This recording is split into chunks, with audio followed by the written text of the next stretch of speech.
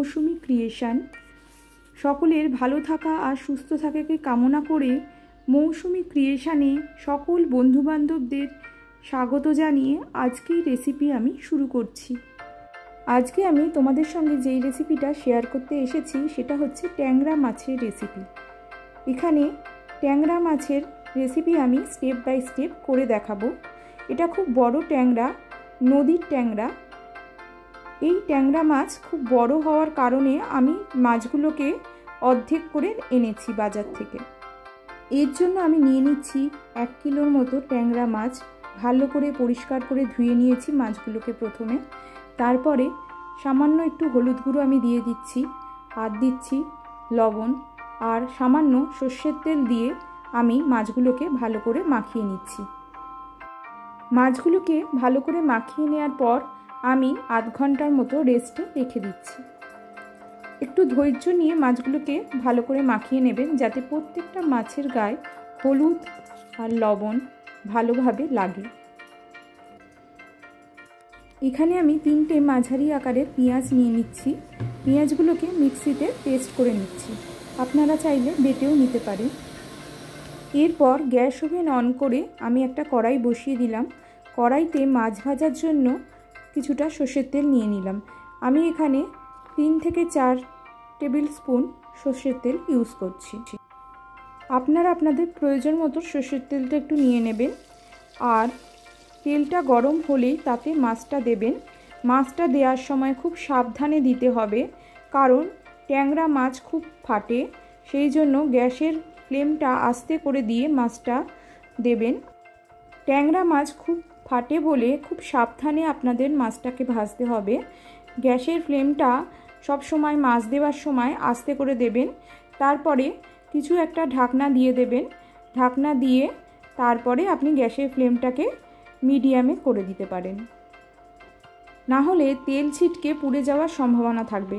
আমি মাছটা দেওয়ার পর ঢাকনা দিয়ে দিচ্ছি। এইভাবে ঢাকনা দিয়ে চাপা দিয়ে মাছটাকে ভাজতে হবে। এক পাশটা মোটামুটি হয়ে গেলে তারপরে আমি ঢাকনা খুলে অন্য পাশটা উল্টিয়ে দিচ্ছি। খুব সাবধানে করবেন। যখনই আপনি ঢাকনা খুলে মাছটাকে উল্টাবেন, সেই সময় গ্যাসের ফ্লেমটা অবশ্যই লোতে রাখবেন, তাতে তেল ছিটকে আসার সম্ভাবনা আসবে মুখে চোখে। আপনারা এইভাবে একটু সাবধানতা অবলম্বন করে মাছগুলোকে ভাজবেন। আমি এইভাবেই মাছগুলোকে ভেজে নিচ্ছি। এই সময় আমি একটা মশলার পেস্ট তৈরি করে নিচ্ছি। এর জন্য সাধারণ কিছু মশলাই আমরা ইউজ করছি। আমি 2 টিস্পুনের মতো হলুদ গুঁড়ো নিয়ে নিচ্ছি, 1 টিস্পুন আমি ধনের গুঁড়ো নিচ্ছি, আর নিচ্ছি 1 টিস্পুন জিরের গুঁড়ো, নিয়ে নিচ্ছি 1 টিস্পুন সাধারণ লঙ্কার গুঁড়ো, আর 1 টিস্পুন আমি কাশ্মীরি রেড চিলি পাউডার নিয়ে নিচ্ছি। আপনারা ঝালটা আপনাদের পরিমাণ মতো নিয়ে নেবেন। যারা কম খান তারা একটু কম নেবেন লঙ্কার গুঁড়োটা। আমি এখানে 1 টিস্পুনের মতো সন্দক লবণ নিয়ে নিচ্ছি। আমি লবণের গুঁড়োটা সন্দক লবণই ইউজ করি, কারণ শরীরের পক্ষে ভালো সন্দক লবণ খাওয়া, তাই আমি সন্দক লবণটাই রান্নায় ইউজ করি। সামান্য একটু জল দিয়ে আমি মশলার পেস্টটা রেডি করে নিচ্ছি রান্নার জন্য। এরপর আমি ওই মাছ ভাজার একই তেলে দিয়ে দিচ্ছি ফোড়ন হিসেবে কালো জিরে 1 টিস্পুন, আর দিচ্ছি একটা তেজপাতাকে ছিঁড়ে আর একটা শুকনো লঙ্কাকে ছিঁড়ে আমি দিয়ে দিচ্ছি ফোড়নে। ফোড়নটা থেকে সুন্দর একটা গন্ধ বেরোলে বুঝবেন ফোড়নটা হয়ে গেছে। সেই সময় আমি দিয়ে দিচ্ছি বেটে রাখা পেঁয়াজটা। যেই পেঁয়াজটা আমি মিক্সিতে পেস্ট করে রেখেছিলাম, সেই পেঁয়াজ বাটাটা আমি দিয়ে দিচ্ছি। এরপর পেঁয়াজ বাটাটা দেওয়ার পর আমি কড়াইতে সামান্য নাড়াচাড়া করে নিচ্ছি। মোটামুটি 5-7 মিনিটের জন্য নাড়াচাড়া করে নিতে হবে। তারপর আমি দিয়ে দিচ্ছি একটু গ্রেট করা একটা গোটা টমেটো। একটা গোটা টমেটোকে আমি গ্রেট করে নিয়েছি, সেই টমেটোটা আমি দিয়ে দিচ্ছি। টমেটোটা দিয়েও আমাদের 5-7 মিনিটের মতো নাড়াচাড়া করে নিতে হবে। আর একটু সামান্য নুন আমি এখানে অ্যাড করে নিচ্ছি, যাতে টমেটোর কাঁচা গন্ধটা চলে যায়। আর একটু সামান্য নুন অ্যাড করে নিলে টমেটোটা খুব সুন্দরভাবে গলে যাবে। সেই জন্য টমেটোটা দিয়ে আমি সামান্য একটু নুন অ্যাড করে 5-7 মিনিট নাড়াচাড়া করে নিচ্ছি। টমেটোটা খুব সুন্দরভাবে গলে গেছে, সেটা দেখুন। টমেটোর কাঁচা গন্ধটাও চলে যাবে। এরপর আমি দিয়ে দিচ্ছি আদা রসুনের পেস্ট। আমি এখানে 1 টিস্পুন আদার পেস্ট, 1 টিস্পুন রসুনের পেস্ট ইউজ করছি। একসঙ্গে আমি পেস্টটা দিয়ে দিচ্ছি। পেস্টটা যেই জায়গাটায় ছিল সেই জায়গাটা ধুয়ে আমি সামান্য এখানে জল অ্যাড করছি। এরপর আরও 5-7 মিনিট নাড়াচাড়া করে নিচ্ছি। এই সময় আদা রসুনের কাঁচা গন্ধটাও চলে যাবে। এইভাবে 5-7 মিনিট একটু হাতে সময় নিয়ে নাড়াচাড়া করে নেবেন। গ্যাসের ফ্লেমটা অবশ্যই লো ফ্লেমে রাখবেন। লো ফ্লেমে রেখে রান্নাটা করলে রান্নার টেস্ট ভালো হবে।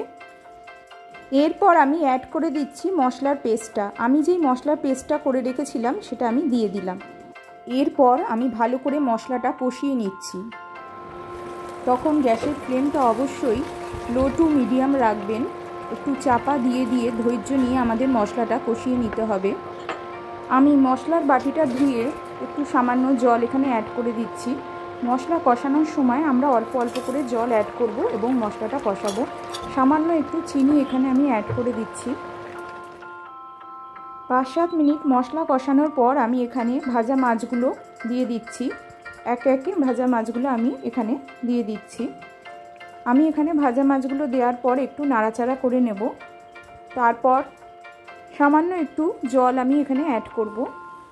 যে যতটা ঝোল রাখবেন সেই অনুযায়ী জলটা দেবেন। তবে এটা মাখামাখাই হয় খেতে, যেহেতু এটা তেল ঝাল, একটু মাখামাখা হলে ভালো লাগবে।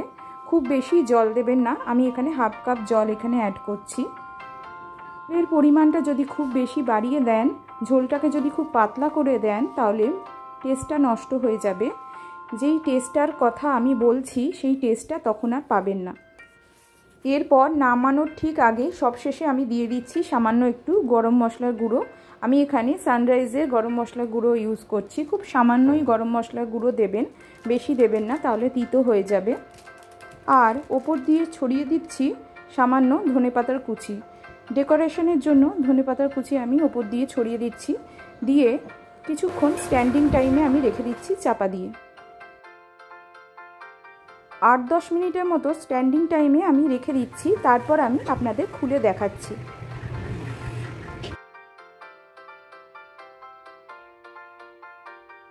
এরপর সার্ভের জন্য আমি একটা সার্ভিং ডিশে এটাকে তুলে দেখাচ্ছি। আশা করছি আপনাদের ভিডিওটা ভালো লাগবে। ভিডিওটা ভালো লাগলে অবশ্যই ভিডিওটাকে একটা লাইক করে দেবেন। আপনাদের বন্ধুবান্ধব, আত্মীয় স্বজন বা পরিচিত লোকজনের সঙ্গে ভিডিওটাকে অবশ্যই শেয়ার করে দেবার অনুরোধ রইল। পুরনো বন্ধুদের পাশে থাকার অনুরোধ করছি। আর নতুন বন্ধুদের জন্য বলছি, অবশ্যই আমার চ্যানেলকে সাবস্ক্রাইব করে নাও এখনও যদি সাবস্ক্রাইব না করে থাকো। নোটিফিকেশান অবশ্যই অন রেখো। আরও ভালো ভালো রান্নার রেসিপি নিয়ে আমি এই চ্যানেলেই আসব। তাহলে তোমাদের কাছে প্রথম নোটিফিকেশান চলে যাবে। আজকের মতো এখানেই শেষ করছি। ভালো থাকবেন, সুস্থ থাকবেন। Thank you.